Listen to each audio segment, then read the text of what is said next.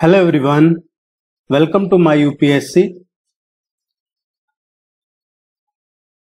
यूपीएचसीएससी जो अभी यूपीएसएससी हो गया है, नया आयोग बन चुका है। असिस्टेंट प्रोफेसर एडवर्टाइजमेंट नंबर ये 51 की जो वैकेंसी निकली थी उसकी प्रिपरेशन कर रहे हैं, हम करवा रहे हैं।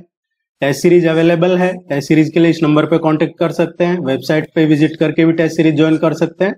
वीडियो के नीचे डिस्क्रिप्शन में लिंक मिल जाएगा या कमेंट सेक्शन में चेक कर लीजिएगा। इसमें आपको कंप्लीट नोट्स मिल जाते हैं आपके सिलेबस के, जो भी मीडियम में आप ज्वाइन करते हैं। प्रैक्टिस टेस्ट मिल जाते हैं और उनका डिटेल सॉल्यूशन पीडीएफ में मिल जाता है, वीडियोज वगैरह मिल जाते हैं, तो इसमें कंप्लीट मिल जाता है। उसके अलावा आपको कुछ ना कुछ बुक बाय करनी है, ना कुछ और पढ़ना है, ये सफिशियंट रहता है आपके लिए। और ये ऐसा नहीं है पहली बार करवा रहे हैं, इसकी पहले भी कई सालों से तैयारी करवा रहे हैं। 21 टेस्ट इसके ऑलरेडी कंप्लीट हो चुके हैं। आज हम टेस्ट नंबर 22 डिस्कस करेंगे। अब तो आपके चेयरमैन भी अपॉइंट हो चुके हैं, तो ये प्रोसेस में आ जाएगा अब, और चेयरमैन आज ही वो ज्वाइन करने वाले हैं।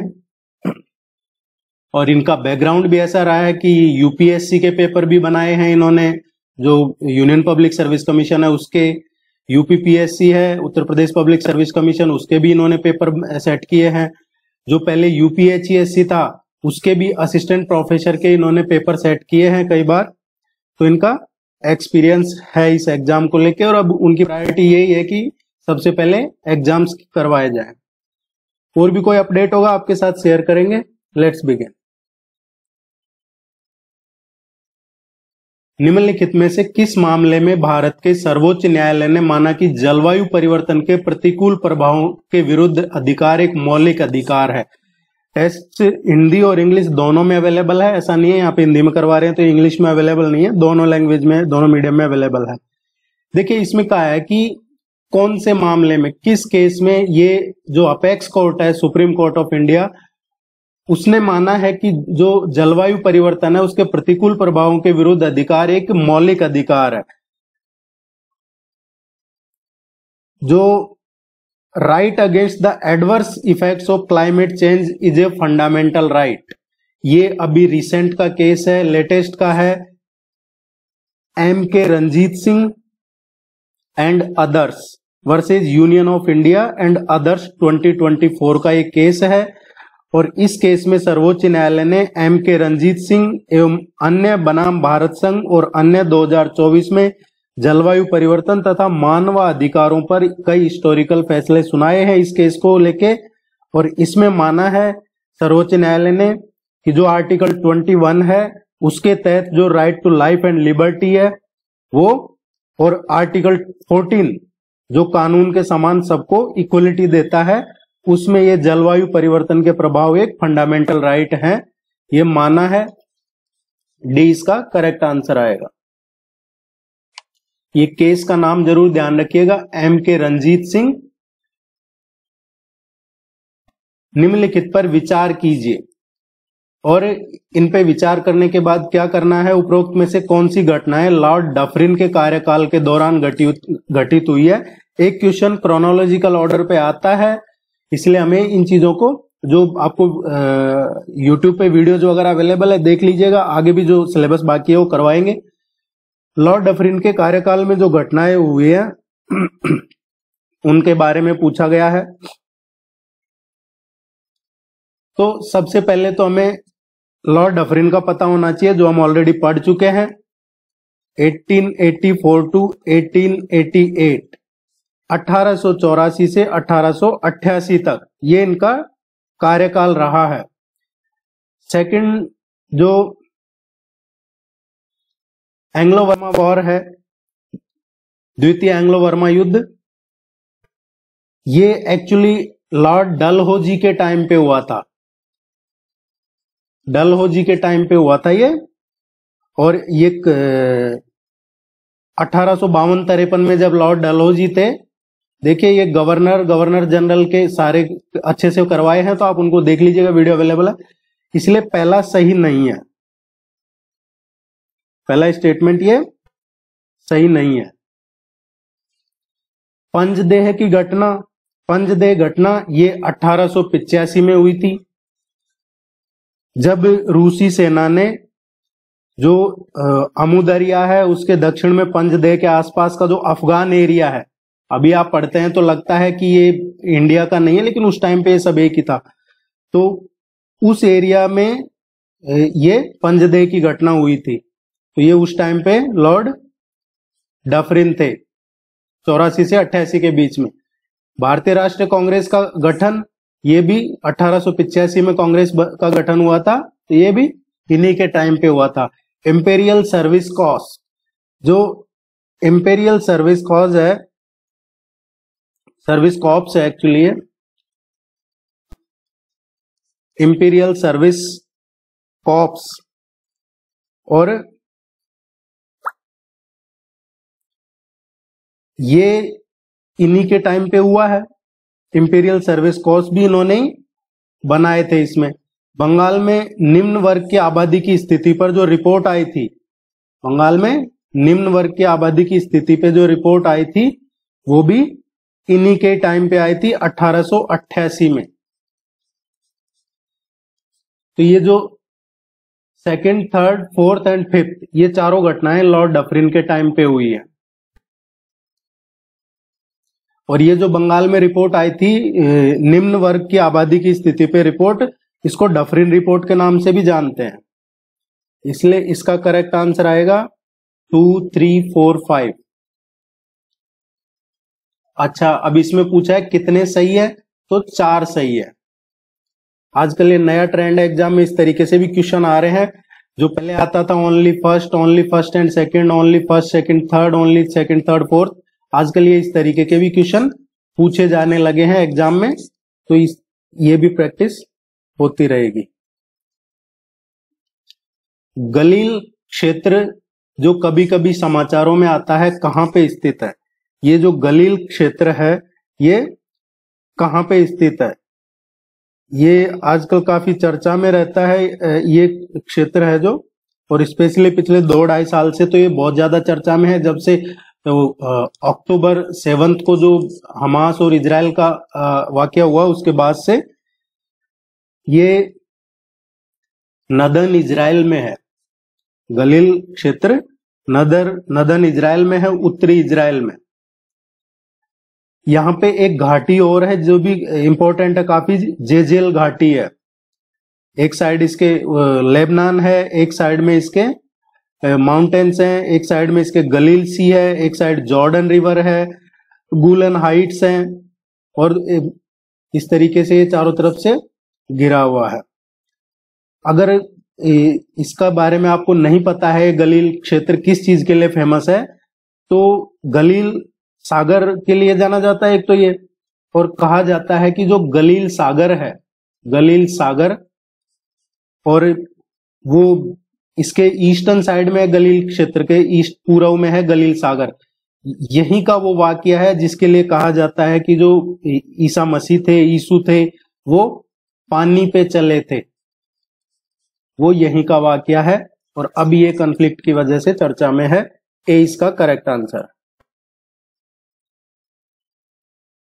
Person in news, places in news, ये हमारे पूछा जाता है एग्जाम में, इसलिए क्वेश्चन इंपॉर्टेंट। श्रम निरीक्षण कन्वेंशन शब्द कभी कभी समाचारों में किस संदर्भ में देखा जाता है? श्रम निरीक्षण कन्वेंशन, लेबर इंस्पेक्शन कन्वेंशन, ये किससे एसोसिएटेड है? ये एक्चुअली जो ILO है, लेबर इंस्पेक्शन कन्वेंशन, ये ILO द्वारा बनाया हुआ है 1947 में। इंटरनेशनल लेबर ऑर्गेनाइजेशन ने इसको 1947 में बनाया था, इसकी स्थापना की थी।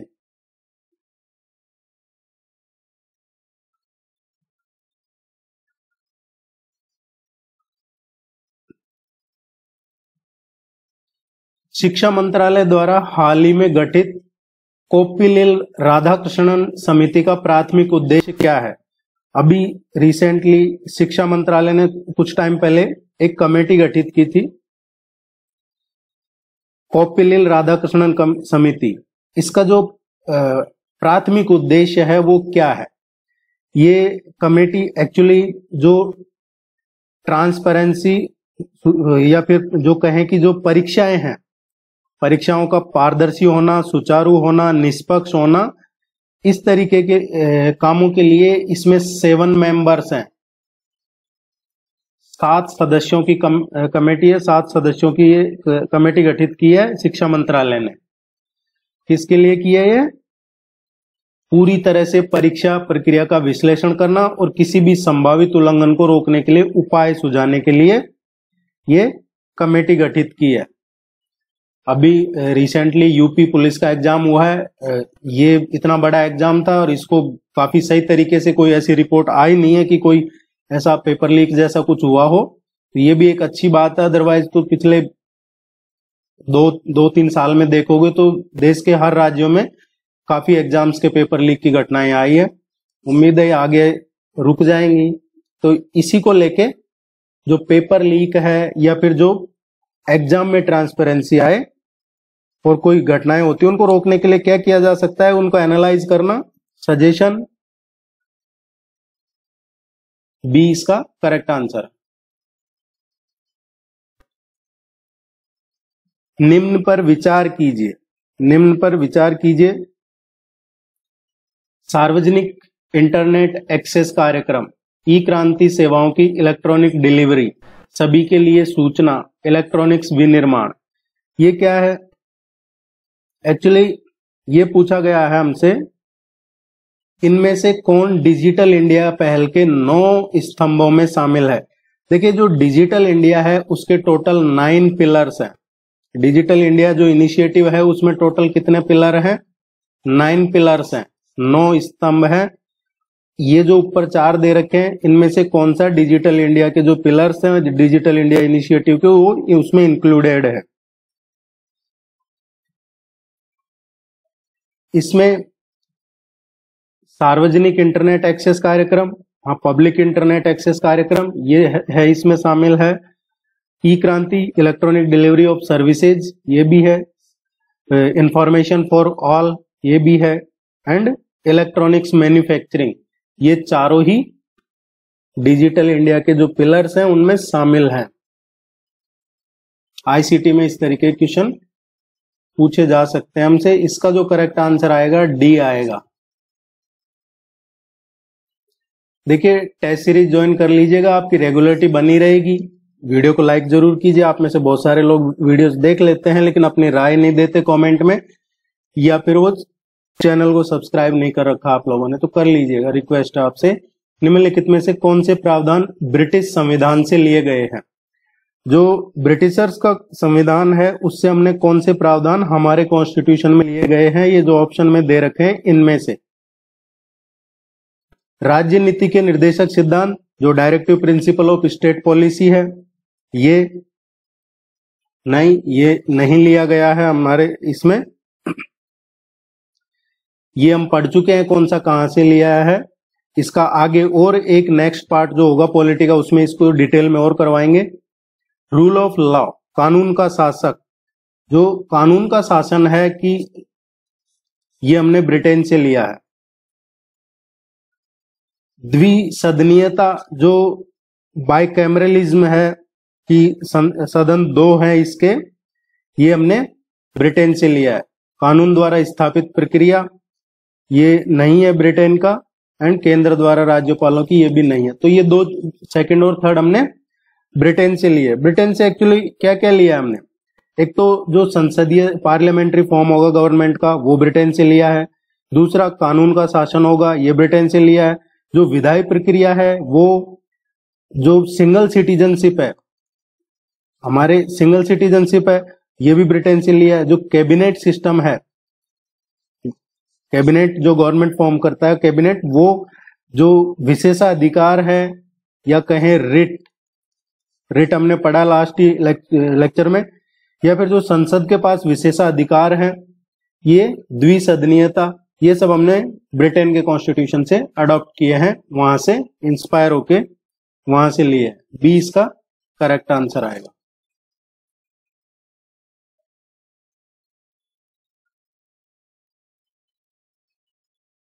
ब्रह्मपुत्र नदी के संदर्भ में निम्नलिखित कथनों पर विचार करना है और कितने सही है वो बताना है। कौन से सही है, कितने सही है। ब्रह्मपुत्र रिवर, इसका उद्गम नेपाल के अम्बुलापचा ग्लेशियर से होता है। It originates from the Ambulapcha glacier in Nepal. तो देखिए ब्रह्मपुत्र रिवर कहां से ओरिजिनेट होती है, ये जो साउथ वेस्ट तिब्बत है, साउथ वेस्ट तिब्बत, दक्षिण पश्चिमी तिब्बत है, और उसमें है चेमायुंगडुंग ग्लेशियर। चेमायुंगडुंग ग्लेशियर है, वहां से निकलती है ब्रह्मपुत्र रिवर, और इसका जो सोर्स है, स्रोत, वो सिंधु और सतलज के पास में है। तो ये स्टेटमेंट सही नहीं है। ब्रह्मपुत्र कहां से ओरिजिनेट होती है, दक्षिण पश्चिमी तिब्बत में चेमायुंगडुंग ग्लेशियर से, और इसका जो सोर्स है सिंधु और सतलज के स्रोतों के पास में है। पहला स्टेटमेंट सही नहीं है। लोहित और दिहांग नामक दो धाराओं में मिलने के बाद इसे ब्रह्मपुत्र के नाम से जाना जाता है। देखिए सदिया शहर के वेस्टर्न साइड में दिहांग नदी है जो साउथ वेस्ट की ओर मुड़ जाती है, और फिर जो दो पहाड़ी धाराएं हैं उनमें लोहित और दिबांग के साथ विलय हो जाती है। इस संगम के आगे के भाग को ब्रह्मपुत्र नदी कहा जाता है।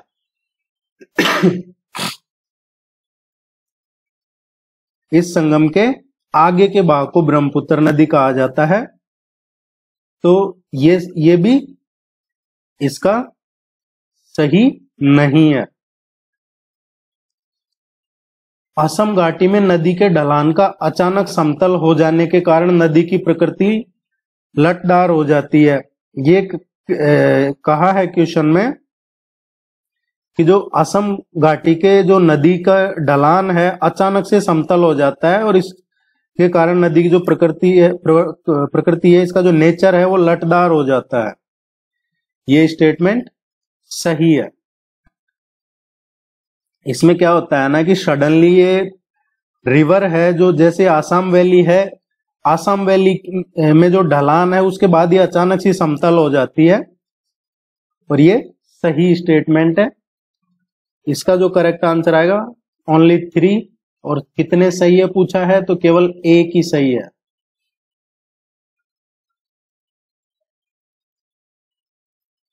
निम्नलिखित युग्मों पर विचार कीजिए। ये जो दे रखे हैं इन पे विचार करना है, और फिर इनमें से कौन सा सही है, मैच कर रहा है, वो हमें देखना है। आर्टिकल 371B, आर्टिकल 371B किससे रिलेटेड है, असम राज्य के संबंध में कुछ विशेष प्रावधान है। इसमें किसके रिलेटेड है, आसाम से रिलेटेड कुछ स्पेशल प्रोविजंस हैं आर्टिकल 371B में, तो ये बिहार से संबंधित नहीं है। आर्टिकल 371C, आर्टिकल 371C देखिए आपको अगर पढ़ना है तो आर्टिकल 371B में क्या है, जो आसाम के जनजातीय क्षेत्र हैं उसमें से जो निर्वाचित सदस्य हैं उनसे मिलके राज्य विधानसभा की एक समिति के गठन और उसके कार्यों के लिए प्रावधान कर सकते हैं, ये लिखा हुआ है इसमें। आर्टिकल 371C क्या है, ये मणिपुर के संबंध में स्पेशल प्रोविजन है। इसमें भी वही है कि राष्ट्रपति मणिपुर के पहाड़ी क्षेत्रों के जो पहाड़ी क्षेत्रों से निर्वाचित सदस्यों से मिलकर बनी राज्य विधानसभा की एक समिति का गठन और उसके कार्यों के लिए कोई भी प्रावधान कर सकते हैं ये राष्ट्रपति, और इसमें भी राष्ट्रपति। आर्टिकल 371D, अनुच्छेद 371D, ये आंध्र प्रदेश को लेके, और इसमें विशेष प्रोविजन है, आंध्र प्रदेश के लोगों को समान अवसर और सुविधाएं प्रदान करता है। ये रोजगार और शिक्षा के मामलों में उनके अधिकारों की रक्षा करता है, इसलिए ये भी सही है। सेकंड और थर्ड ये दो सही मैच कर रहे हैं। आजकल जैसे एनडीए की गवर्नमेंट है तो उसमें क्या है कि जैसे आंध्र प्रदेश का जो अभी गवर्नमेंट है वो इनके साथ है, बिहार की है, तो इस तरीके के क्वेश्चन आपसे पूछे जा सकते हैं।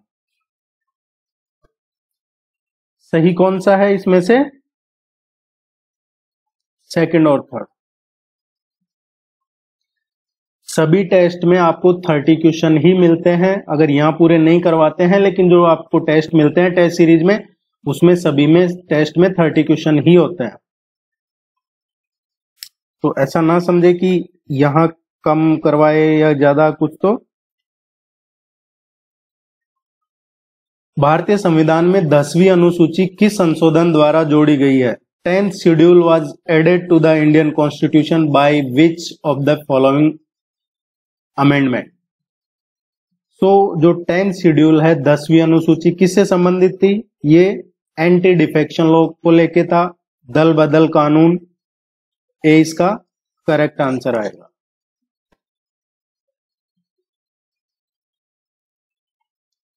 दीर्घकाल में मुद्रास्फीति और बेरोजगारी के बीच संबंध दर्शाने वाले फिलिप्स कर्व वक्र को माना जाता है। इकोनॉमिक्स में इस तरीके के क्वेश्चन, इकोनॉमी में बेसिक क्वेश्चन आते हैं। In the long run the Phillip curve showing relationship between inflation and unemployment is often considered to be. इसमें लॉन्ग टर्म का पूछा है, लॉन्ग रन का पूछा है। मुद्रास्फीति और बेरोजगारी के बीच में जो संबंध है वो फिलिप कर्व कैसा है? ये वर्टिकल। डी इसका करेक्ट आंसर आएगा। देखिए इसके बारे में जरूर पढ़िएगा, क्योंकि ये एक्चुअली क्या है, फिलिप कर्व क्या है? एक ब्रिटिश इकोनॉमिस्ट था, A.W. फिलिप्स। A.W. और A.W. फिलिप्स ये इस निष्कर्ष पे पहुंचे थे कि जो बेरोजगारी की दर है तथा जो मुद्रास्फीति की दर है उसके बीच में क्या संबंध है। अगर ये डिक्रीज हो रहा है तो ये इंक्रीज होगा। ये फिलिप कर्व कहता है कि बेरोजगारी को कम करने के लिए उच्च मुद्रास्फीति को स्वीकार करना ही होगा। अगर आपको बेरोजगारी कम करनी है तो इन्फ्लेशन अगर ज्यादा है तो उसको स्वीकार करना होगा। लेकिन क्या होता है कि हमारे यहाँ पे अगर इन्फ्लेशन ज्यादा हो गया तो कि इन्फ्लेशन बढ़ गया, बेरोजगारी तो ज्यादा है ही, वो तो एक इश्यू है, वो तो सबको दिख रहा है। लेकिन इन्फ्लेशन ज्यादा हो गया तो भी गवर्नमेंट को कटघरे में आ जाती है। काफी हद तक वो ठीक भी नहीं है। हालांकि फिलिप कर्व कहता है कि उसको स्वीकार करना होगा। और ये भी नहीं कहता है, फिलिप कर्व ये नहीं कह रहा है कि जो हाई इन्फ्लेशन है वो सही है। ये कह रहा है कि मुद्रास्फीति को कम करने के लिए उच्च बेरोजगारी को स्वीकार करना होगा। दोनों ही चीजें कही है इसमें। और ये एक नीचे की तरफ झुका हुआ एक वक्र है जो मुद्रास्फीति की दर और बेरोजगारी के दर के बीच में एक विपरीत संबंध दर्शाता है। एक्चुअली विपरीत, जैसे ये कम हो रहा है तो ये बढ़ रहा है, इस तरीके का। और वो भी दीर्घावधि की बात करें तो उसमें अर्थव्यवस्था बेरोजगारी की जो नेचुरल रेट है, प्राकृतिक दर है, या फिर जो एक स्टेबिलिटी है, जो स्थिर संतुलन है, उस पे वापस आ भी जाती है लंबे समय के बाद में। और यही इसने कहा है A.W. फिलिप ने। आपको ध्यान में रखना है, ये एक दूसरे के विपरीत है, बेरोजगारी, इन्फ्लेशन। आपातकालीन, एज पर फिलिप कर्व, आपातकालीन क्रेडिट लाइन गारंटी योजना द्वारा मुख्य रूप से कौन सा क्षेत्र लक्षित है? Which sector is primarily targeted by the emergency credit line guarantee scheme? Emergency credit line guarantee scheme, ये है ECLGS। देखिए आपातकालीन जो क्रेडिट लाइन गारंटी योजना है ये 2020 की आई थी, कोविड के टाइम पे। जो आत्मनिर्भर भारत है उसके पैकेज जो दिया था उस टाइम पे ये लागू की गई थी। और इसमें कोविड-19 के टाइम पे थी, लेकिन इसका जो मेन जो परिचालन या इसका पूरा व्यय कहाँ लगेगा, इसका जो क्रेडिट लाइन गारंटी योजना है ये MSME के लिए थी। किसके लिए थी? MSMEs के लिए। और इसका टारगेट क्या था? 3 लाख करोड़ रुपए के असुरक्षित ऋण प्रदान करना। ये जो emergency credit line guarantee scheme 2020 आई थी, इसमें 3 लाख करोड़ ये इसका टारगेट था अनसिक्योर ऋण देने का। देखिए अनसिक्योर ऋण क्या होता है? आपका आपको आपने कोई जैसे क्रेडिट कार्ड के लिए अप्लाई किया, आपको क्रेडिट कार्ड मिल गया है, तो एक तो क्रेडिट कार्ड मिला कि जैसे आपने कोई एफडी करवा ली है, सपोज 50,000 की या 5,000 या जो भी आपका कोई अमाउंट है उसकी एफडी करवाई आपने, उसके बेस पे आपको क्रेडिट कार्ड मिला। ये होता है सिक्योर क्रेडिट कार्ड या सिक्योर, ये सुरक्षित ऋण होता है, क्योंकि आपको जितनी एफडी करवाई है उसका लगभग 90-95% या कई बार 100% भी उतने की आपको लिमिट दे दी जाती है। दूसरा होता है कि आपने कोई एफडी नहीं करवाई, आपका जो लेन देन है, ट्रांजैक्शन है आपके अकाउंट के बेस पे, कई बार आपका जो होम एड्रेस है या फिर आपका आजकल तो ज्यादातर वो सिबिल देखते हैं, सिबिल कोई भी चीज होती है, आप पर्सनल लोन लो, होम लोन लो, कार लोन, व्हीकल लोन, इसमें सबसे इंपॉर्टेंट हो गया आपका सिबिल। तो अगर आपको बिना किसी गारंटी के ऋण मिल रहा है वो होता है अनसिक्योर। ठीक है, यहां से आपको क्लियर हो गया होगा। अदरवाइज ये ज्यादा कार्ड वार्ड मत लेना है, बेकार की चीजें। PM schools for rising India, PM schools for rising India है पीएम श्री। इसके संबंध में निम्नलिखित कथनों पर विचार कीजिए। Regarding the PM schools for rising India, ये फुल फॉर्म है पीएम श्री की। पीएम श्री ये क्या है? PM schools for rising India. ये केंद्र प्रायोजित योजना है जिसे केंद्र और सभी राज्यों द्वारा 60-40 के अनुपात में वित्त पोषित किया जाएगा। ये कह रहा है कि it is centrally sponsored scheme to be funded in 60-40 ratio by central, मतलब केंद्र सरकार इसमें 60% पैसा देगी, 40% पैसा राज्य सरकार का होगा पीएम श्री में। तो ये स्टेटमेंट सही नहीं है। और ये सब सही क्यों नहीं है? क्योंकि सभी राज्य दे रखा है यहां। देखिए इसमें जो 11 स्टेट्स ऐसे हैं वो इसमें नहीं आते हैं 60-40 में। आप नॉर्थ ईस्ट के ले या हिमालयन स्टेट है, जो पूर्वोत्तर के राज्य हैं और हिमालयन राज्य हैं, ये टोटल 11 राज्य हैं जहां पे 90% पैसा सेंट्रल गवर्नमेंट और 10% पैसा है इस स्कीम में। ये 11 राज्य सरकारें अपने अपने स्टेट में देंगी। तो सभी में 60-40 नहीं है, बाकी सब जगह 60-40 है। पीएम श्री स्कूलों का प्रबंधन केवल केंद्र सरकार और राज्य सरकार द्वारा किया जाएगा। हाँ, ये स्टेटमेंट इसमें केवल लिख रखा है। देखिए इसका उद्देश्य क्या है? इसमें केंद्र और राज्य सरकार के अलावा और कई कमेटी भी है, लोकल सेल्फ गवर्नमेंट भी है, केंद्र सरकार है, राज्य सरकार है, यूनियन टेरिटरीज की वहां पे जो है लोकल सेल्फ गवर्नमेंट, उसके साथ साथ जो केंद्रीय विद्यालय का संगठन है केवीएस, नवोदय विद्यालय की समिति है जो एनवीएस है वो है, और ये इसमें और भी कई सारे हैं, लगभग 14,000 के आसपास इसमें स्कूल लिए गए हैं। तो ये सही नहीं है। अगर ये केवल दे रखा है इसलिए सही नहीं है।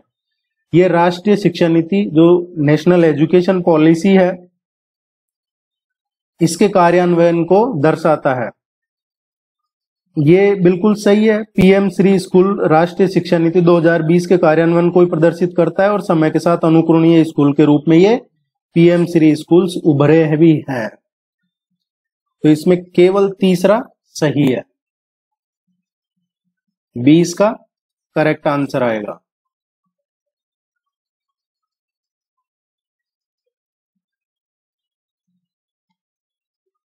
कभी कभी समाचारों में रहने वाली 1 ट्रिलियन ट्रीज परियोजना किसकी पहल है?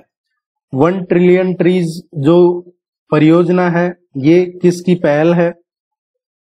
ये actually world economic forum WEF, इसने बायोडाइवर्सिटी कंजर्वेशन के लिए, जैव विविधता का संरक्षण करने के लिए, या जो क्लाइमेट चेंज के जो इफेक्ट्स हैं उनका सामना करने के लिए, उनका सामना करने में मदद करने के लिए पूरी दुनिया में 1 ट्रिलियन ट्रीज ये परियोजना शुरू की है। और इसका उद्देश्य है जो सरकार, गैर सरकार, संगठन, व्यवसाय, पर्सन, व्यक्ति जो बड़े पैमाने पर प्रकृति के संरक्षण के लिए एकजुट होना, ये इसका टारगेट है। और ये किसका पार्ट है?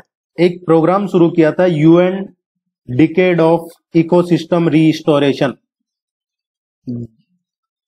ये प्रोग्राम है यूनाइटेड नेशन का, डिकेड ऑन इकोसिस्टम रीस्टोरेशन। ये डिकेड 2021 से 30 के लिए था। अभी रिसेंटली देखा होगा आपने, एक डिस्ट्रिक्ट जज कॉन्फ्रेंस चल रहा था, शायद वो कल हो गया, 2 दिन का था, 2 दिन का डिस्ट्रिक्ट जज कॉन्फ्रेंस, जिसमें पूरे देश के जो जिला न्यायालय के जो जज हैं, हाईकोर्ट के जज, हाईकोर्ट के चीफ जस्टिस, और ये पूरा लीड किया था इस प्रोग्राम को जो सीजेआई हैं, चीफ जस्टिस ऑफ इंडिया, उन्होंने। इसमें 75 ट्रीज का था कि 75 ट्रीज का एक प्राइम मिनिस्टर को दिया था, 75 ट्रीज का एक राष्ट्रपति के लिए। तो वो कहने का ये है कि पेड़ लगाने का एक मैसेज यहां से भी दिया गया था, जो भी जुडिशरी का ये प्रोग्राम हुआ था, नेशनल डिस्ट्रिक्ट जजेस का ये। और अभी बारिश का भी वैसे मौसम है, तो सबको पेड़ तो लगाने चाहिए, ये सब एक तरीके से सभी के लिए फायदेमंद है, ये अच्छी चीज है। निम्न पर विचार कीजिए। मल्लिमत समिति, जस्टिस वर्मा पैनल, रणवीर सिंह समिति। आपराधिक न्याय प्रणाली में सुधार के लिए उपरोक्त में से कितनी समिति पैनल गठित किए गए हैं? किसके लिए? क्रिमिनल जस्टिस सिस्टम के लिए। क्रिमिनल जस्टिस सिस्टम के लिए इनमें से कौन से गठित किए गए हैं? देखिए, जो मल्लिमत समिति है, आपराधिक कानूनों में सुधारों के लिए, आपराधिक न्याय प्रणाली में सुधार के लिए जो उपाय हैं उन पर विचार करने के लिए मल्लिमत समिति बनाई गई थी 2003 में। ये न्यायमूर्ति वर्मा पैनल है, जस्टिस वर्मा पैनल, ये बनाया था 2013 में। महिलाओं के खिलाफ जो यौन उत्पीड़न है, स्पेशली जो निर्भया केस हुआ था उसके बाद में। इसमें क्या है कि जो विमेन्स के खिलाफ जो क्राइम होता है, यौन उत्पीड़न स्पेशली, उसमें जल्दी सजा मिलनी चाहिए और एकदम सुनिश्चित होनी चाहिए कि इसमें बहुत कठोर कड़ी सजा मिलेगी। और वो जब भी मिलेगी, अभी जिसकी मैं बात कर रहा था आपसे, जो डिस्ट्रिक्ट जज का कॉन्फ्रेंस हुआ था, उसमें प्रेसिडेंट भी थी। प्रेसिडेंट ने कहा कि कहते हैं कि भाई न्याय मिलता है ऊपर वाले के घर पे, देर है अंधेर नहीं। लेकिन उन्होंने कहा कि भाई उस कब मिलेगा? 32 साल में, 20 साल में, 12 साल में, जब तक तो क्या वो जस्टिस है, इतना लेट मिलता है। तो ये सब चीजें हैं कि इसी को लेके एक कमेटी बनाई थी न्यायमूर्ति वर्मा पैनल की, जल्दी से जल्दी न्याय मिले। लेकिन अभी भी देखिए खुद निर्भया के केस में कब क्या हुआ था, शायद 8 या 9 साल में उनको फांसी मिली थी। जबकि अगर फास्ट ट्रैक कोर्ट और गवर्नमेंट चाहता, तो ऐसा हमारा सिस्टम ऐसा होता, तो 1 साल से भी कम टाइम में सजा मिल सकती थी। लेकिन कहीं ना कहीं कानून कमजोर है, कानून में ही कमियां हैं, कानून कमजोर नहीं है। रणबीर सिंह समिति है, तो रणबीर सिंह समिति ये भी इसी से रिलेटेड है। इसका सभी तीनों ही आपराधिक न्याय प्रणाली से संबंधित है। सबसे बुरा वो होता है जब किसी भी चीज को पॉलिटिसाइज कर दिया जाता है, उसको, तब वो चीज फिर उतना उसका इंपॉर्टेंस या उसको न्याय नहीं मिल पाता है। बनिहाल दर्रा निम्नलिखित में से किस हिमालय पर्वतमाला में स्थित है? बनिहाल पास का है। देखिए, इस तरीके का एक क्वेश्चन आता है एग्जाम में। Banihal pass is located in which of the following Himalayan ranges? Banihal pass कहां पे है? ये पीर पंजाल दर्रा, बनिहाल दर्रा, या फिर जो विदिल दर्रा है, गोलाबगढ़ दर्रा है, पश्चिमी हिमालय की जो पीर पंजाल रेंज है उसमें है। कौन कौन से?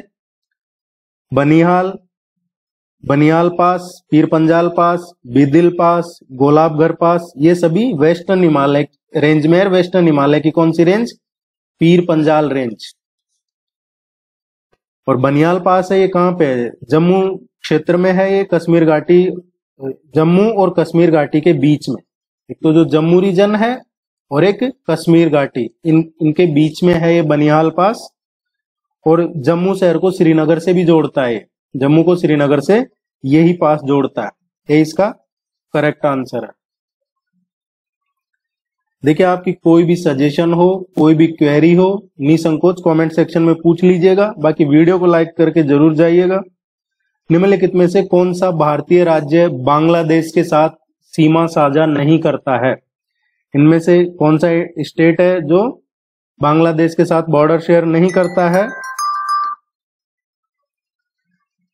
बांग्लादेश के साथ जो बॉर्डर शेयर करते हैं, आप ये मैप जरूर देखिएगा बांग्लादेश का, ताकि पता रहे कौन कौन से स्टेट्स बांग्लादेश के साथ बॉर्डर शेयर कर रहे हैं। आसाम है,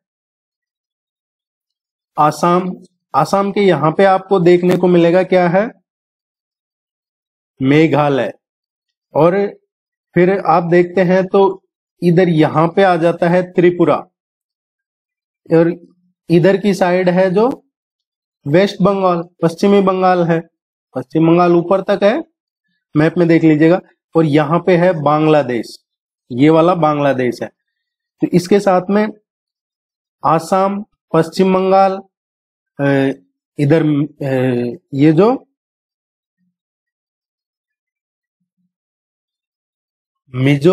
त्रिपुरा है, मेघालय है, और एक यहाँ पे मिजोरम और आ जाता है। त्रिपुरा के इधर यहाँ पे मिजोरम है, वो भी इससे बॉर्डर शेयर करता है। लेकिन मणिपुर बांग्लादेश के साथ बॉर्डर शेयर नहीं करता है। भारत की सबसे लंबी जो सीमा है वो इसी के साथ है, बांग्लादेश के साथ, 4096.70 किलोमीटर।